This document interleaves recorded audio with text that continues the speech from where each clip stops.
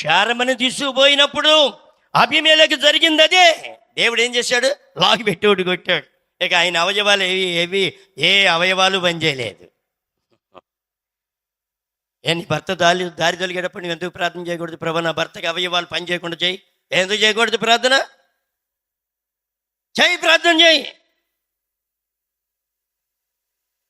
నా భర్తకి అవయవాలు పని చేయకూడదు ప్రభా. అబీమెలెకు చేతుల్లో నుంచి శారమును కాపాడినట్లు నా భర్తను కాపాడు ప్రభా అని ఎందుకు ప్రార్థన చేయకూడదు? నువ్వు దేవుని మీద విశ్వాసంతో నువ్వు ప్రార్థన చేయ. పోరాటం కాదు ఇక్కడ. పోరాటం పెట్టుకుంటే కుటుంబం పగిలిపోతాయి. దేవుని దగ్గరికి వెళ్తే వాడు సాగిలపడి ముక్క నేలకేసి రుద్దేలాగా దేవుడు చేస్తాడు. దేవుడు ఎంత శక్తి కలిగినాడో తెలుసా?